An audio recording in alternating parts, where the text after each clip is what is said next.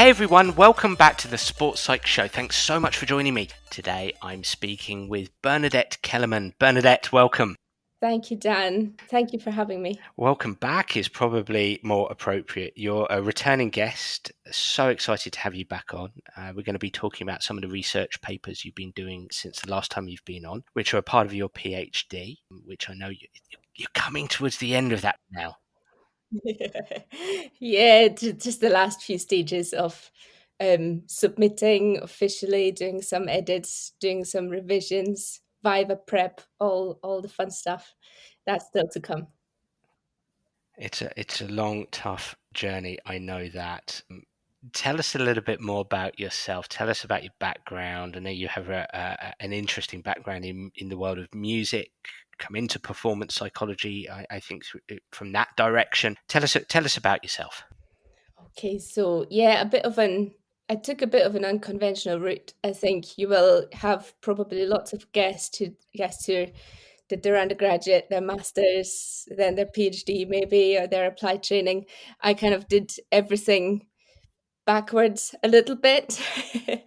I started with a performance undergraduate degree at the Royal Conservatoire of Scotland here in Glasgow. I'm still based in Glasgow, as you might be able to hear from the accent as well.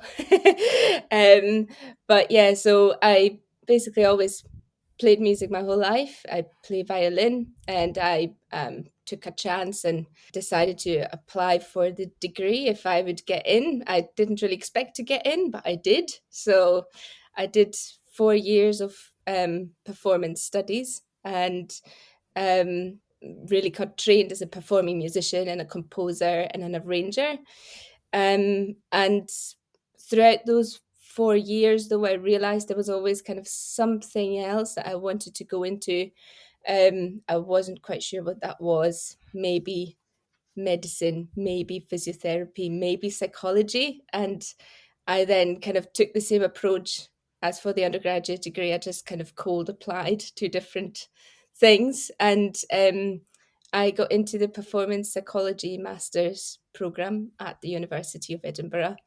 Again, much to my surprise, to be honest. And it was the best year of my education, though I would say it really kind of changed my worldview, really, of what interests me, what I think I can bring to people, really, within the performance world, whether they're musicians or not. And then building on that, at the back of that, I did an accredited master's degree. So that's the backwards thing. I did the general psychology after specializing, which doesn't necessarily make sense. But obviously it makes sense for BPS accreditation. And based on that, I then went into a PhD program again at the University of Edinburgh, and started my applied training. And those two papers that we're probably going to discuss, they're really a part of the PhD. It ties into my applied work to an extent, but it's mainly done for my PhD. And for all those listening in, Bernadette mentioned BPS training, British Psychological Society, Bernadette. Mm-hmm. Yeah, exactly. Yeah, I didn't do BPS training, to be honest. I did FEPSAC training, which is the European body for sports psychology.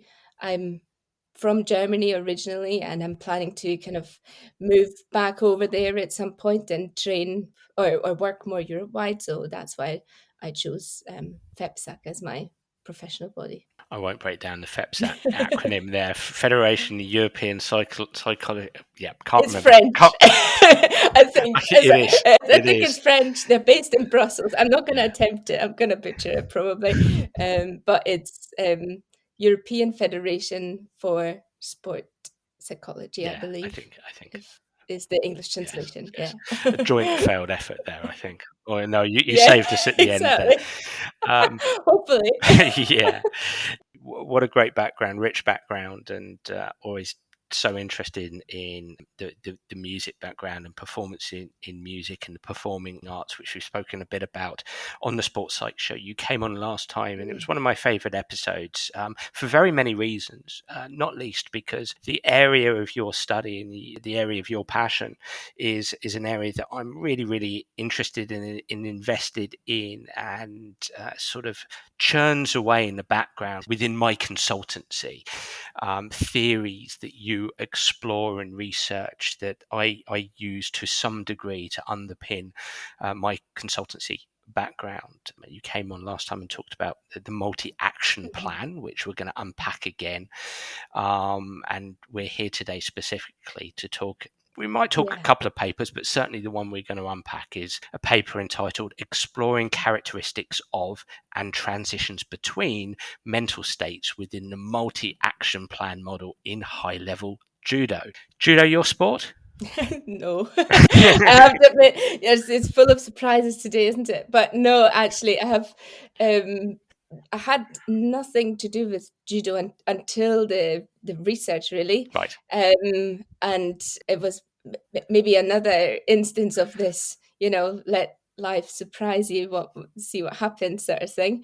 But I was like, yeah, judo, why not? It seemed it was an interesting. Obviously, it's very interesting sport, but I'm interested in kind of the phasing of different mental states. So basically, the athletes that go through different phases of more stress or less stress during performance.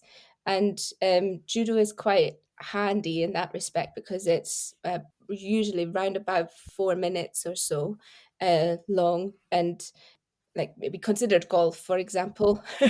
And although probably golfers will go through many different mental states, it's less practical to walk about on the course for 3 or 4 hours and track those mental states. So judo was handy in that respect, that it is short, intense, very dynamic. So it's a very high paced sport. And it's very intense. So there's a lot going on for the athletes physically and mentally. But no, personally, I don't have anything to do with judo. You didn't give it a go then? No, I need to. My excuse is always I need to look after my fingers. I can't break my fingers just yet for violin. I need them. Of course, that makes complete sense. But Yeah. I'm intrigued. I would love to try at some point. So I'm scared over my fingers, though, especially the left ones, to be honest with you. Well, I played the violin growing up as a kid, but Oh, I did don't have you? that excuse anymore, and Yeah. I'm still not sure I'd want to try the judo. I'd still be scared of breaking my fingers.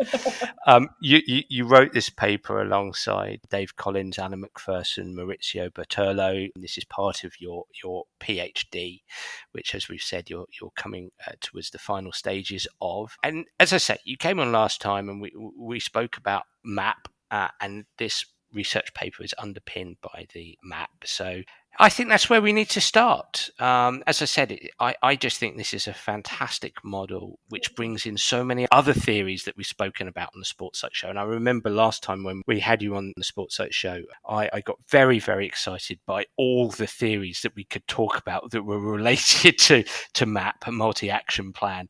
So let's start there, and then we'll unpack the paper and we'll find out the results in a bit. Tell us about MAP. What is MAP? What is MAP? Yeah. So I think the most important aspect of MAP is that there are 4 different performance types.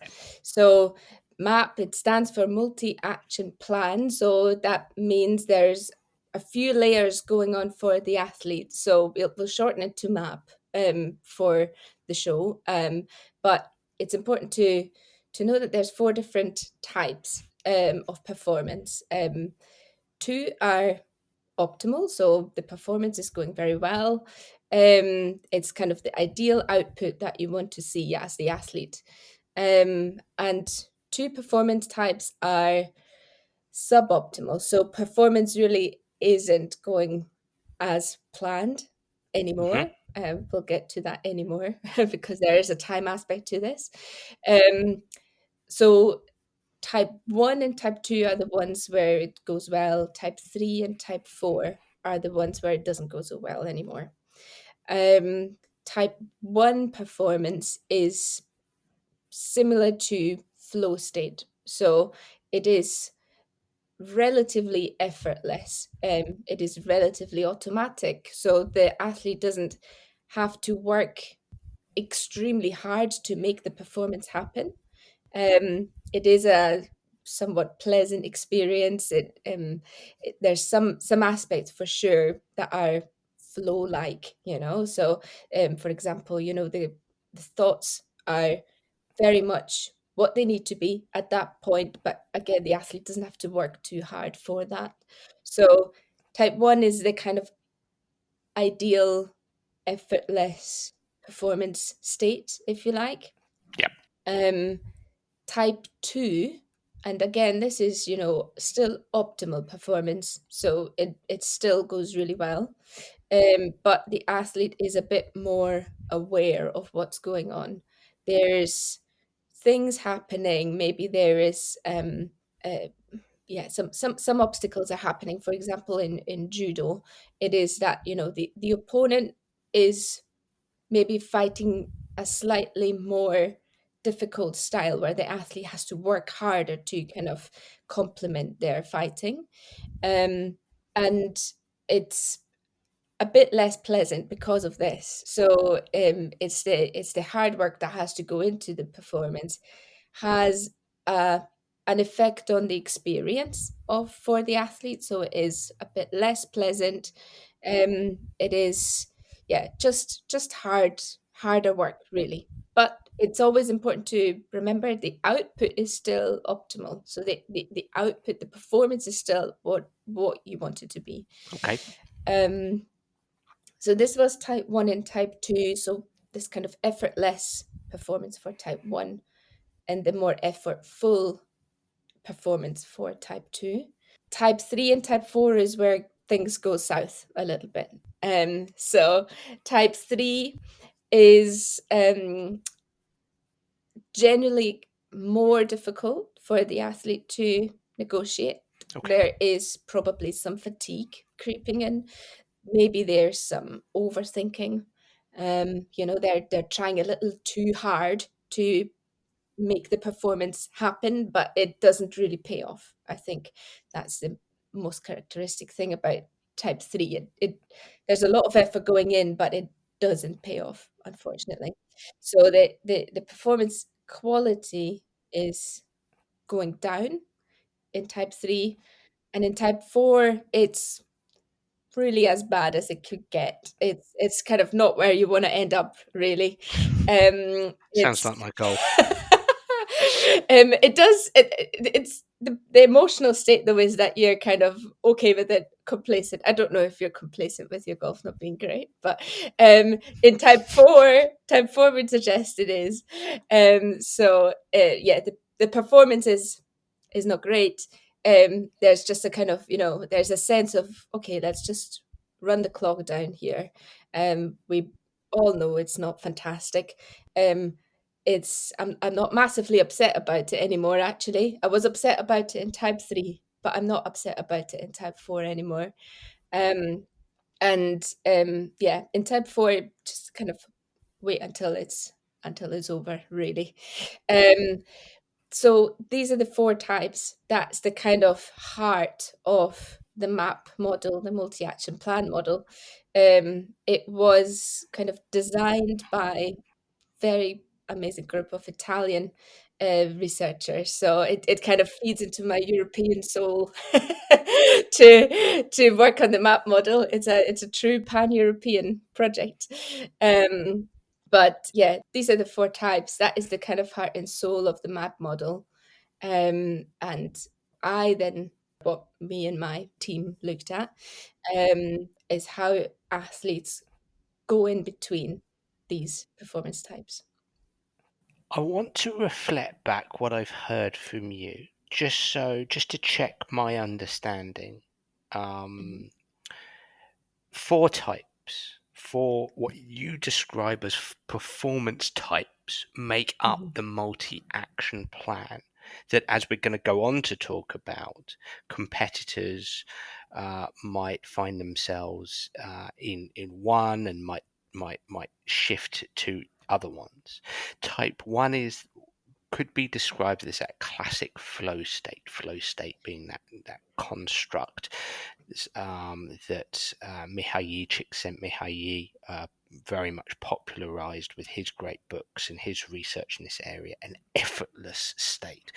Things are happening more automatically. It could be considered an ideal state. It's pleasant. There are optimal thoughts that are kind of just arising, they're happening to you. Performance type 2 is this effortful state where there is awareness there of what's going on possibly within you and around you, largely because of the performance obstacles that are emerging as you're competing.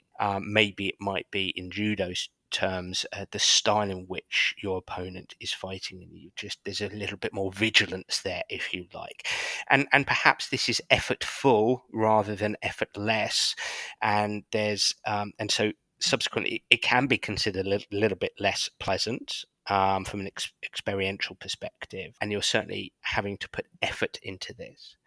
And as I'm speaking here, I just know there's going to be so many people listening in who are going, yeah, I recognize these two states, or these two performance types. And then moving down to 3, well, this is where performance starts to drop. It's more difficult. Maybe it could be as a consequence of fatigue. It's marked by overthinking, perhaps, where you're putting in a lot more effort. And there's a general appraisal of being upset about performance quality.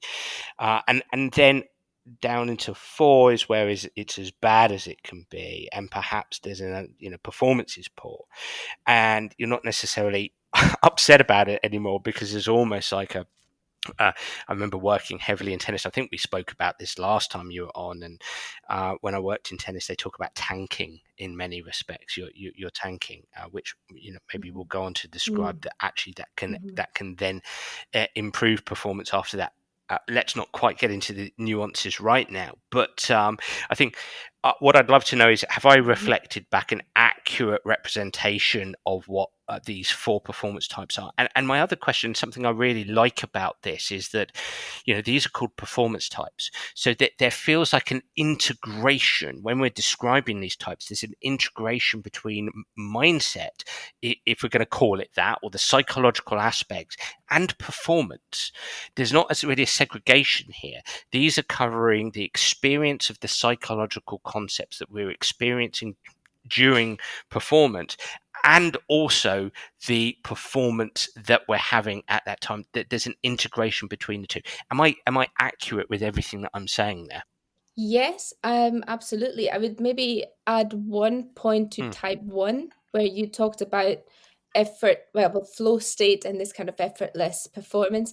I would just say that flow state is maybe part of type 1 performance, but it doesn't make up all of type 1 experiences. Oh, interesting. So I think there's space for something else, or like other nuances there. So I believe actually it was the in the review that we discussed last time, actually, I kind of compared and contrasted type 1 performance with for example, letting it happen and making it happen, the kind of That's right. concept by Christian Swan. Yeah. So I think it's there's part of there's space for more than just flow state, is what I would want to say.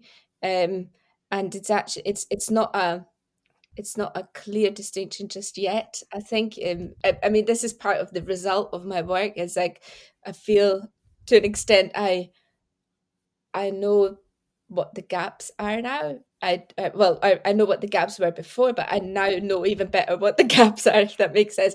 So I think, yeah, type 1 flow state, yes, but also other states. There's this kind of whole overlap between flow state, making it happen, letting it happen, clutch performance comes in as well, and it's a real kind of blurry line, I would say. But yeah, that is extremely geeky now, but if you, I Geek would just. away, geek away. You have my full permission because I'm about to out geek you in a second. Okay, it is. But what I would just add is that there's flow state doesn't make up all of type 1 really. There's other experiences in there. Are you suggesting, Bernadette, that performance is complex by chance? Oh yeah. Oh, surely not. Surely Absolutely. not. And it's highly context dependent, and this is the other point I would say. It's type 1 or flow state makes sense uh, in some contexts, and in other ones it happens maybe very briefly, but it doesn't happen on a kind of more prolonged basis. Judo actually being one example. We'll get to this, I'm sure. Well, yeah, and I think some of the, I mean, Christian Swan has been on the Sports Psych show talking about his great work and letting it happen, make it happen. I think we can speak in more granular detail to that as we unpack some of your findings, because it feels like there's a state, whether it's a part of performance type 1 or in between 1 and 2, and also Matt Schweikel's been on talking about clutch states as well, which and in accordance with striving to outgeek you here, you're talking about some theoretical underpinnings, some research that's going on out there. But and this is what I love about this, is because unpacking your paper, and like we did last time, there's so many great psychological concepts and constructs and theories that are aligned with this.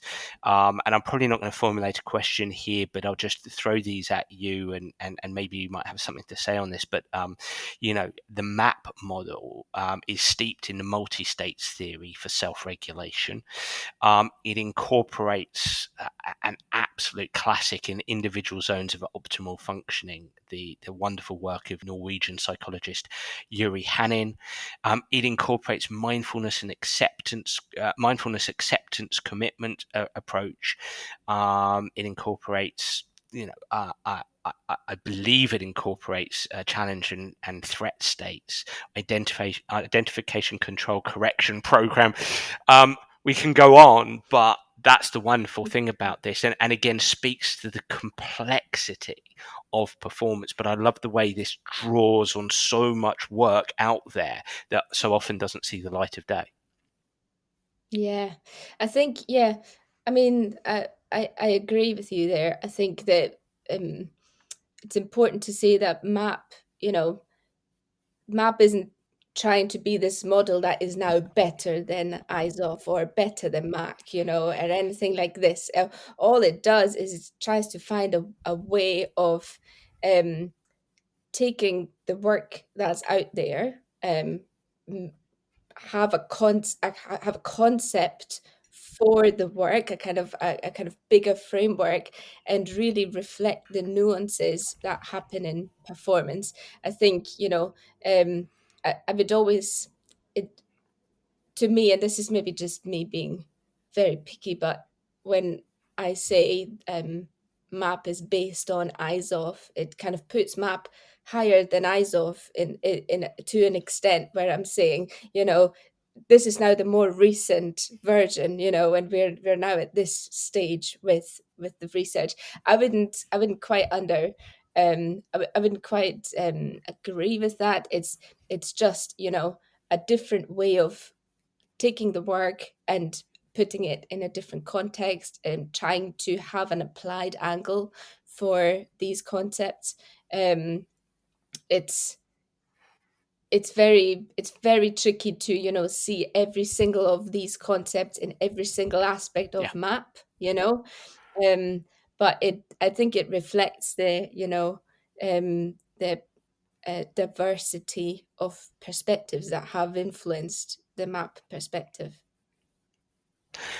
I love everything you said there, and for me, I think it's I more frequently I'm using these terms sense making and sense giving.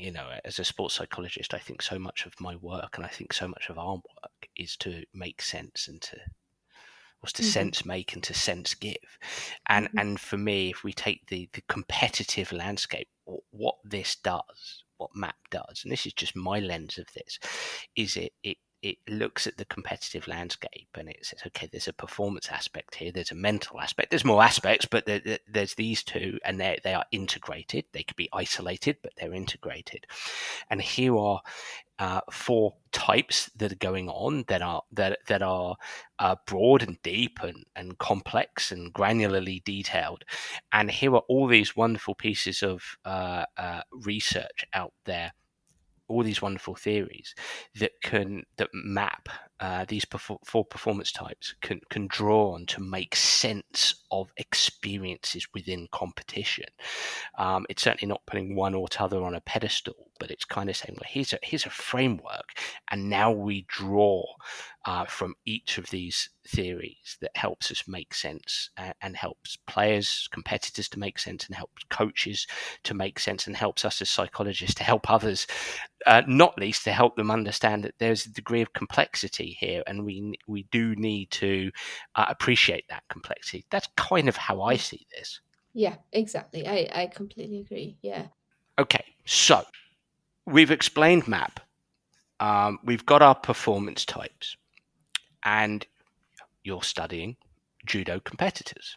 So let's unpack this paper. Begin at the beginning for us in terms of, who was it specifically studying? What approach did you take? And then we'll go about unpacking what you found. Yeah, so we worked with 6 judoka, Okay. and they were, according to several definitions, that we would term them as pre-elite, just because they're working at a very high level at this Mhm. stage, but they're perhaps not medalists yet at Olympics, for example, or World Championships. These we would term them as elite. Then it's always a tricky, you know, definitional Yeah, problem, like what's pre-elite, what's sub-elite, what's of elite. course, of course. But just to give you a bit of context, but yeah, they're training at a very high level, and they volunteered to take part in our study, and we interviewed them on a kind of more generally, without really giving away the MAP model just yet. We're like, okay, what do you do when performance gets disrupted, for example? What do you do to improve your performance? How do you prepare for performance? A bit more general. And then the kind of second half of the interview, um, I introduced them to the MAP model, basically told them what I pretty much said at the start of this podcast, just kind of explaining the types to them, explaining the nuances between these different types of mental states. And then I basically asked them very broadly, like, does this make sense to you at all? Is this something that you see in your performance? Is this uh, is this kind of type 1? Like, have you experienced type 1 before? When have you experienced type 1 before? Same with type 2, 3, and 4. And then more specifically towards the transition aspects, Mm. I asked them, okay, so think back to a performance and then tell me, like, okay, what happened in this performance? How would you kind of describe it with this terminology that I've just given you, more or less, with the MAP model?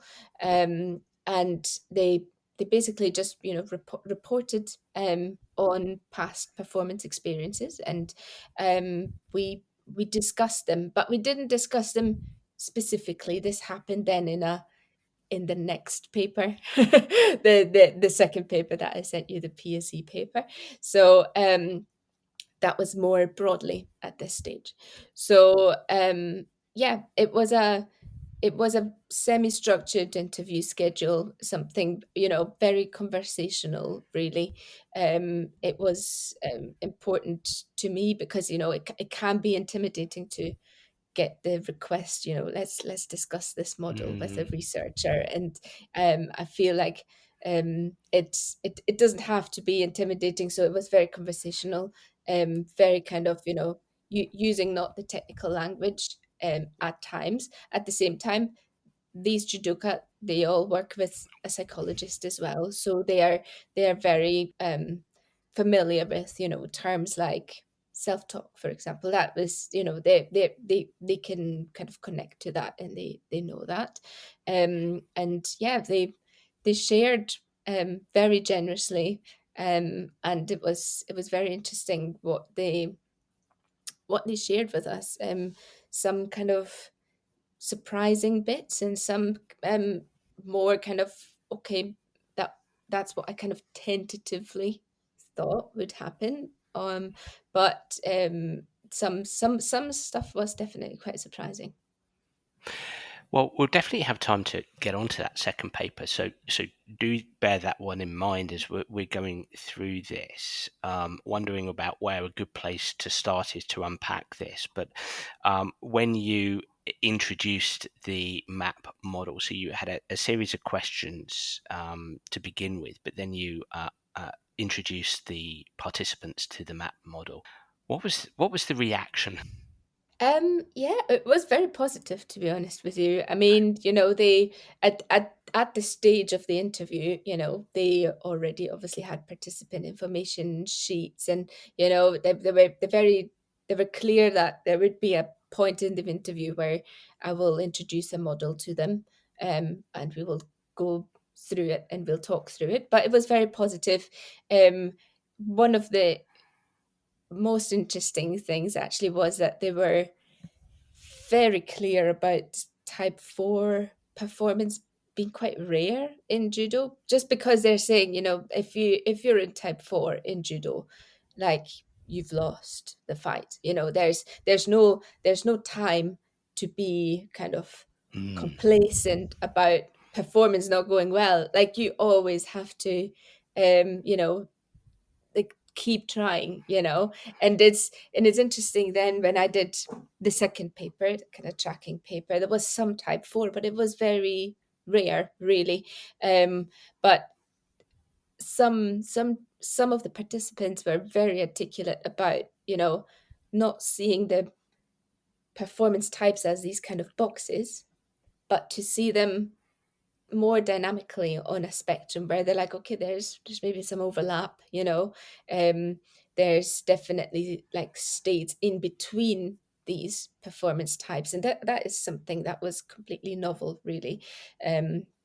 So far, the map model has um, it's done some excellent work on just characterizing these 4 different performance types, but there hasn't been any work on, like, okay, how do they overlap? Do they overlap, actually?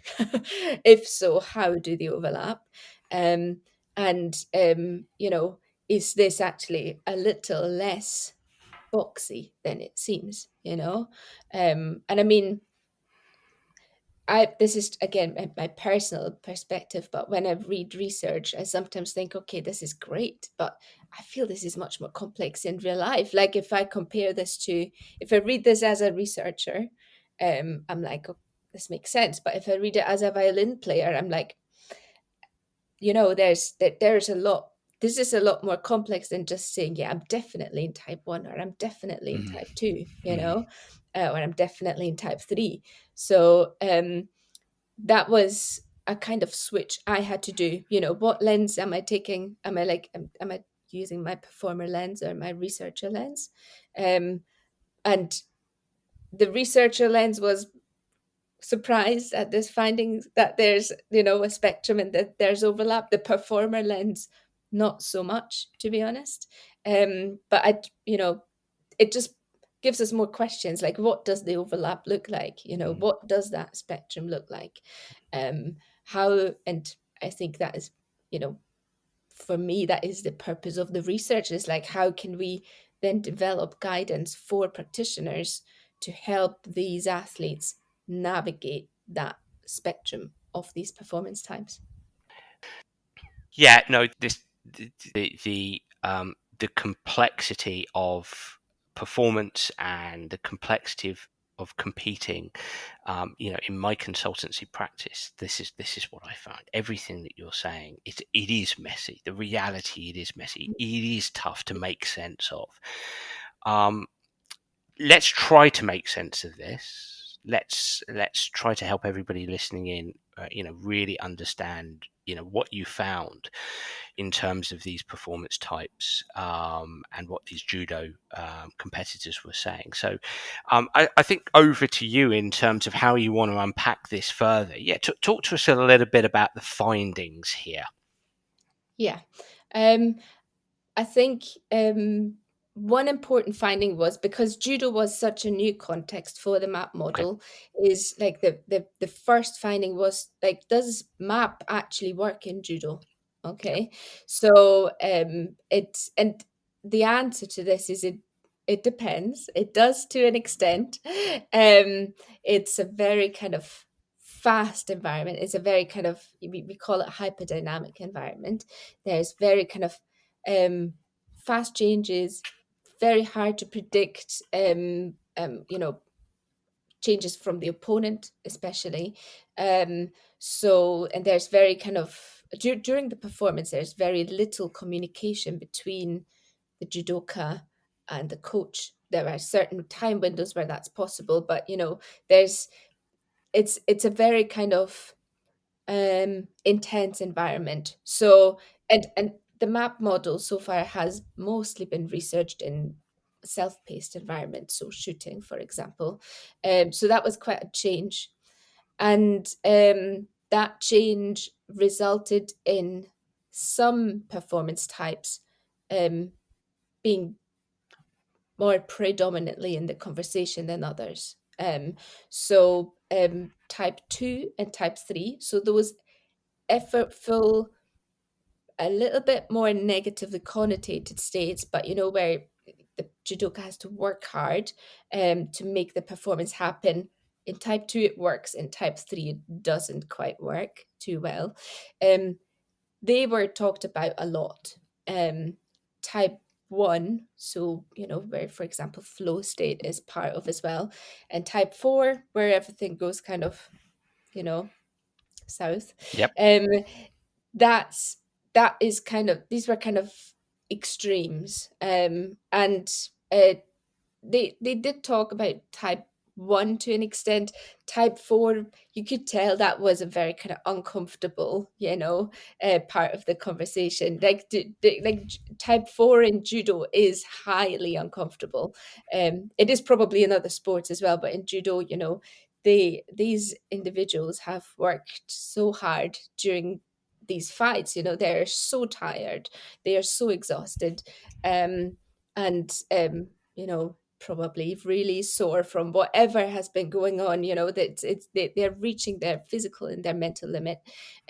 So when they get to type 4, it is dire, it is really uncomfortable. So type 4 was less of the conversation.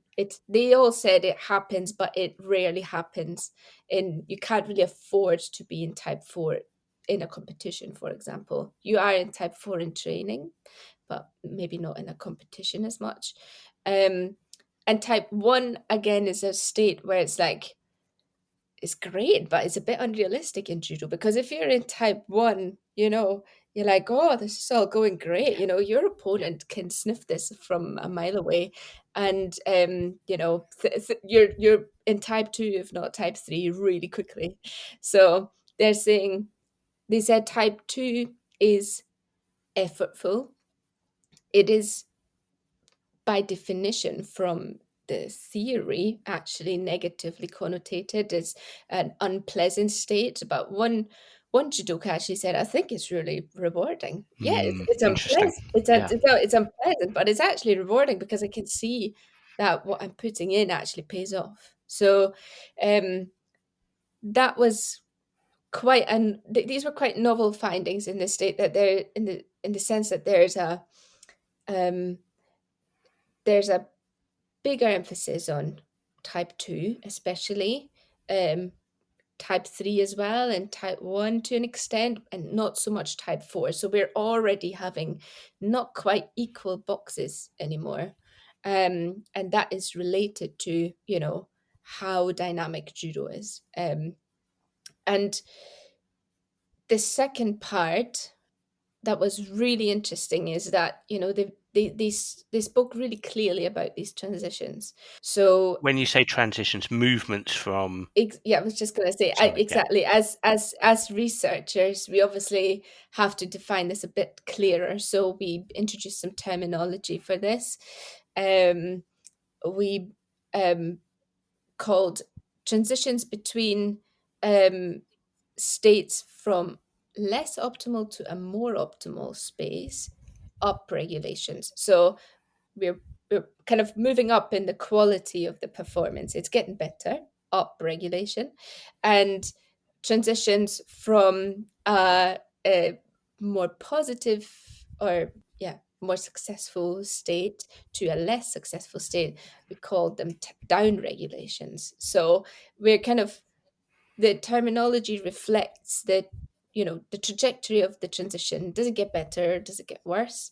um, and the regulation part reflects the work that they're actually putting in to actually make these transitions happen. So, and that was really evident from the the data, the participant data. They were like, up regulation, so performance improvement, it doesn't just happen. You have to work for it, and you have to work really hard for it. Performance down regulations, they sometimes happen, if like your opponent kind of throws you out of nowhere. That is, to an extent, involuntary. You're like, whoops, this happened, so they have to kind of deal with the consequences.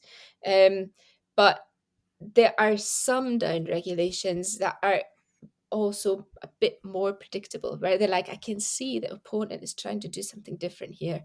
I'll have to counter this in a certain way. How can I counter it well?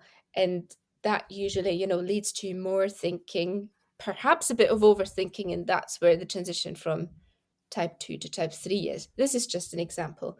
But it was interesting to see, actually, for the first time, athletes describe these transitions between performance types with that language, and really refer back to their own experiences.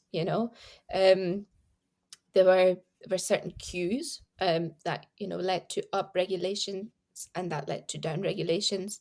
And some are more predictable, some are less predictable, some are external, some are internal. So, for example, penalties is a classic kind of disruptor of performance. It happens externally. Like the referee gives out the penalty, it disrupts their performance. Usually, uh, they said it would be a down regulation there, because penalty means, it gets tighter, kind of tactically. Everyone is getting a bit, maybe a bit impatient as well. And it just, it is more, it's risky. So it's an external kind of disruptor to performance. um at the same time, this kind of um frustration that builds gradually when your opponent is really getting to you, that is a kind of internal disruptor, and it would be a more gradual down regulation. So there's a whole list of cues that they described. I kind of picked a few examples and put them in a little diagram in the paper. But it was very interesting to see them kind of use that language, and to also see them emphasize that they can be proactive about improving performance, but they have to be reactive to, when other things happen, and when other things happen that disrupt their performance. So, um, yeah, that's that. I think that's probably a kind of quick overview over the findings.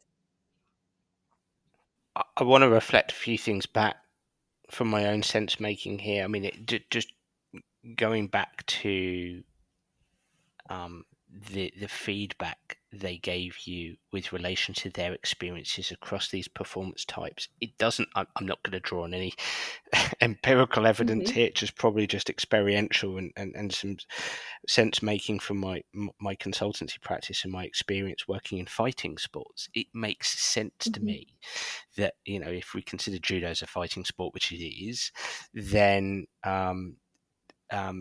type 1 and type 4, whilst they exist. I mean, type 4, for that to exist predominantly would be a big problem in, perhaps not so much in judo, but certain fighting sports where, you're going to risk your life if you simply just give up. That it makes sense that in fighting sports that you'd probably, you can drop down to T3 and perhaps do plenty of times and perhaps do it purposefully, so you can down regulate purposefully. But in my sport of golf, for example, but in team sports, you can have a lot of conversations with players who just simply do drop down to T4 because, it's in golf, you're not going to get hurt, you're not going to lose your life, and you can get engulfed in emotions related to despondency and feeling down and despair and why am I doing this? This is a waste of my time. Drawing from my own experience, and then in team sports, it's not my day to day, and I'll just let everybody else hide a little bit, and I think those are real characteristics of T4 that just in fighting sports is, as you said, there's little time, and you can get seriously hurt if you're going to drop down there. So contextually, that makes sense to me.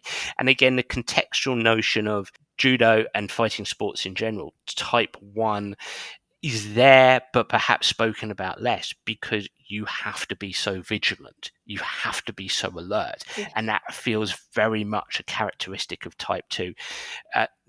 Would no question, but would be keen to get your thoughts there.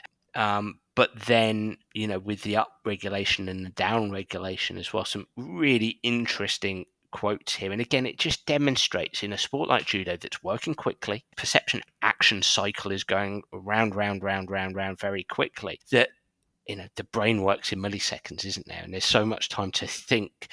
And down regulation here, a quote taken from your piece.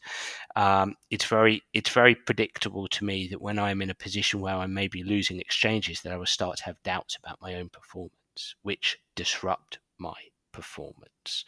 Self-talk, I'm gonna lose. When that conversation starts with yourself in your head, that's not good. If people can picture a judo contest going on, there are internal struggles, aren't there? Down regulation happens. So the capacity to upregulate is probably quite important. A whole flow of thoughts for you there, but that's it. It all makes inherent sense to me.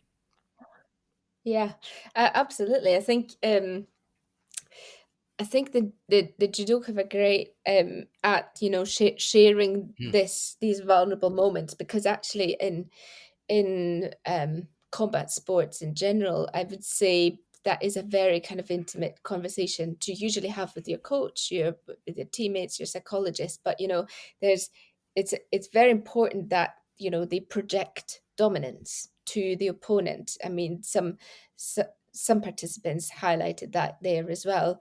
They don't want the opponent to feel that they are panicking or that they're getting frustrated, and the excellent judoka, they are excellent at hiding this. They're feeling this maybe, but they're refocusing, they're putting it aside.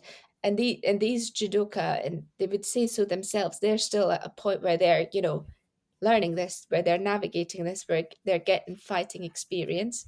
But it is a martial art, and it really is an art. Like I watching these folks fight is fascinating, and it is very much about the kind of self-discipline and kind of using the right opportunity, the right time window at the right time to do the right thing. So it is extremely tactical, but it's the outward appearance always has to be actually quite similar, regardless of what's going on the inside. And that's what made judo such an interesting discipline to discuss here. At the same time, I think these participants in particular, they're still at a point where they're finding out what their own kind of strengths and weaknesses are, Mm. tactically, mentally, physically. So it was interesting kind of in contrasting this to other work that I've done where I then talk to elite players. Um, they were quite clear about, their opponent's strengths and weaknesses. These guys, they're still kind of working things out. They're kind of working out what they're really good at, what are their moves that they can use, these kind of what I called tactical idiosyncrasies. So what can I use to defeat this opponent? What do I know that works, essentially? And this is, in different language, it's an upregulation strategy again, and that brings us back to the transitions. So as soon as they kind of recognize, okay, I'm good at this, they can use that to upregulate, to improve their performance again. So that kind of closes the cycle to the performance types, to the transitions, to judo as a sport. So much self-awareness embedded into all of this, isn't there? It's really Yeah, interesting, and mentioning the transitions there that we're speaking about.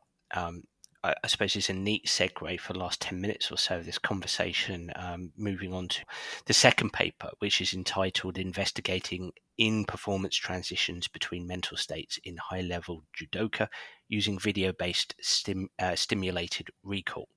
And I'm assuming this paper is really getting into the nitty-gritty of those transitions. Do you want yeah, to unpack this a little bit for us? yeah, of course. I basically went into video training fights.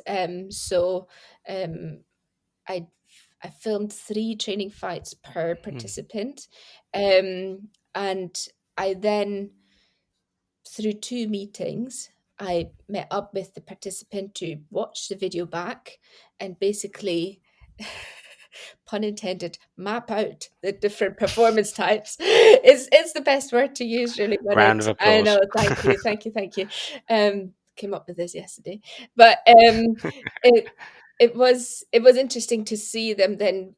Like the first paper was very broad, like, does this make sense? The second paper then was like, okay, let's look at this fight, this video. When are you in type 1? When are you in type 2? When are you in type 3? When are you type 4? And they they indicated where they are at what point in the fight. Um, and then in the second meeting, I discussed that with them. So we sat down with the video, we sat down with their um, profile, and I was like, okay, you said you're starting in type 1. Why are you starting in type 1? Is it going this well? Like, is this that's quite interesting. Um, you're going into type 2 here. Why are you transitioning into type 2? So I really kind of asked them about the cues. I asked them about the process of the transition, and you know the the differences were interesting because some judoka, they went like a kind of one-way street. It went from really great to really bad. So they went from, and for all 3 fights, they were like starting great, ending in type 3 or something, I think. And some other ones, they were kind of moving up and down rapidly. So there was quite a lot of change. Um, and I didn't really, I actually didn't know what to expect there. So I can't even say like I didn't expect someone to move rapidly because I didn't know what was going to happen. So, but it was interesting to see these individual profiles, and they're all attached to the paper. And it's, I think, very interesting to look at, what phases do they go through, what causes the transitions, and just to appreciate how different these profiles are. They're just 6 people and they look completely different. Um, it became clear that there's a kind of 3 broad cues for transitions. So one is kind of related to technical, tactical elements. One is fatigue related, and one is cognitive, emotional. So technical, tactical. One example would be, this kind of the opponent throwing the judoka. That would be a technical, tactical cue that probably leads to a down regulation. Fatigue related, I said earlier, these fights are extremely exhausting. So especially towards the end, you can see more fatigue related down regulation cues. And then cognitive emotional, which was interestingly the most frequent up regulation cue. So that is really how they improve their performance as well. Is it's, for example, related to concentration. So when they find they are reorganizing their thoughts, they remember what the game plan is. There's like a small time window between exchanges, these kind of small fighting bouts. So they have a little bit of time to think there. And that's when upregulation can happen. And that's when this kind of cognitive process happens.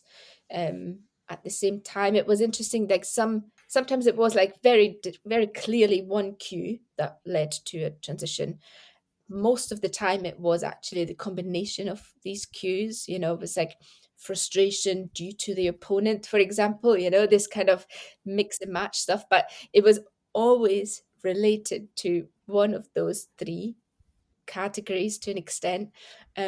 So it was very interesting, and it was a kind of in situ report of the fight. So they kind of, looked back. We went back and forth in these videos. This took a while. They were like, okay, what led to this down regulation? What led to that up regulation? And that's what I analyzed then. That's what I kind of showed in these graphs as well. And it showed patterns. It showed patterns of things that can anticipate, like especially these kind of down regulation cues that are related to fatigue. For example, it's like, okay, I know we're kind of 2/3 through here. I know that I'm going to get tired. What can I do mentally? I mean, obviously you can't make yourself untired, but you can deliberately, think back to the game plan, think back to what are your intentions, just to kind of counterbalance this a little bit, and just kind of proactively work against this down regulation to go even worse, essentially. So it was fascinating, to be honest. It took me absolute ages to make these profiles because I kept changing them. I kept kind of, is this the best way of reading this? Like, I would want a psychologist to look at this profile and kind of recognize what the key messages are here. But it I think I think it turned out quite well, and I think it's quite a meaningful representation of performance. That's not just the classic debrief, what went well and why, and what didn't go so well and why. It's a bit more detailed. And no doubt, as these competitors, as these judoka were sitting there with you and going through this, you probably got some feedback from them. You probably, They probably said, well, I'm guessing they said this is quite useful actually going through this. Yeah, they did. I mean, they were, really familiar with the map model at this stage, so they used this as kind of very common language with me. They were like, oh yeah, the Bernadette is back. We're gonna have to talk about these types again, Here comes Bernadette, So with her yeah, map. I know. I got a little sticky note on my forehead that said map. But it was very fluent. It became clear that it pays off to invest in language with athletes that they can use and that the coaches can use. I know from one judoka that they said they're still using it, but it's an interesting exercise to do for the athlete, but also as a coach and or as a psychologist, because you see what are the things that they focus on and why, you know. Are they that reflective about their performance? Are they good at recognizing patterns, you know? Are they quite self-critical? There was obviously, you know, it's not pleasant to talk about, yeah, this was preventable, but I didn't do quite well there, you know. But they were very mature and very reflective and very articulate conversations. So, and I think no doubt they went away with some points where they're like, okay, I'm going to work on this. My last question, therefore, is throughout this conversation, you've mentioned the messiness Hmm. of all of this, and that obviously a concern of yours can be the distinction between four types, and that there's potential overlap, and maybe it's 1 or 1.5 or 1.75 before one goes down to 2, and so on and so forth. So out Yeah. of this experience, out of these two research papers, and out of your experience from your PhD, what have you learned about the messiness with relation to MAP? Are you still sticking with these four performance types? Do we need to have more of an appreciation of an overlap? Yeah, if you can sort of neatly sum up where your own view lens is with regard the four performance types with MAP with relation to what you've researched and uncovered. Yeah, I think it's a very useful framework, I think. Yeah. But just like any framework, it has limitations, and there are a lot of um, areas for future research, or, you know, just kind of, you know, I think it's as valuable if, you know, practitioners or athletes, you know, think, okay, this works well, why don't we try this? You know, it doesn't always have to be a next research paper that comes from this. As long as it's, you know, we think about it critically, that is, I think, the most important thing. Um, I think for myself, the biggest takeaway is this idea of a spectrum, that it's that there is kind of almost like a color palette, you know. There's like there's like different shades of red, you know. There's like a light red, a kind of stronger red, and there's a really good like classic red, and then it gets darker, you know. So it's, again, it's not just, you know, red or green, it's different shades in between. And I think that's the same, I see especially type 2 and type 3 as this kind of really nuanced spectrum.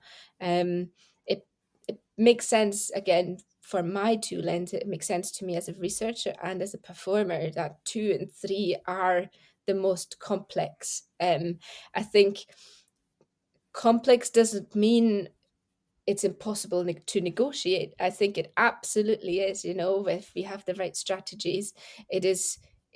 That's where the business happens. I think really, type 1 is fantastic to experience, and I hope everyone experiences it as much as possible, but sometimes it's just uh, too difficult to attain, you know, when the demands are that high, like in a sport of judo, for example.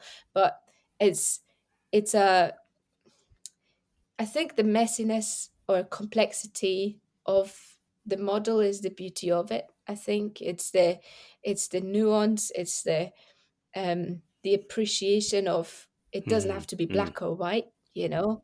Um, and yeah, I've I've certainly learned so much about, you know, performance and the different experiences that the performer actually has, and I feel it really reflects in research the how how messy it actually is, you Yeah. know, and how complex it actually is.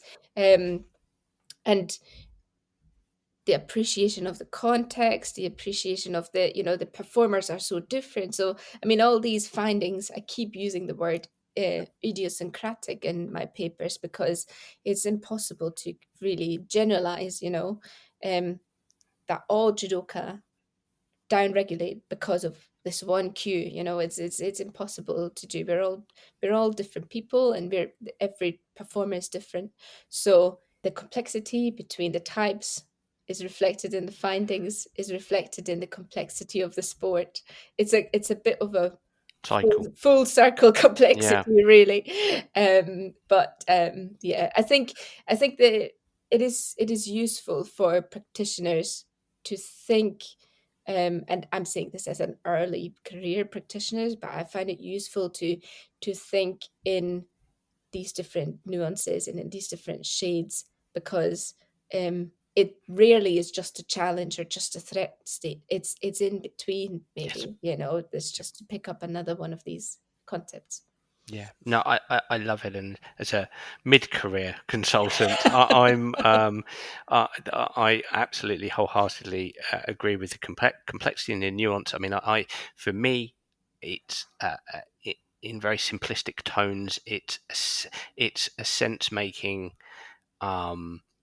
framework, and it's a sense-giving tool for conversation, Mm-hmm. which sometimes, not all the time, but sometimes is lacking in some of these performance environments for various reasons.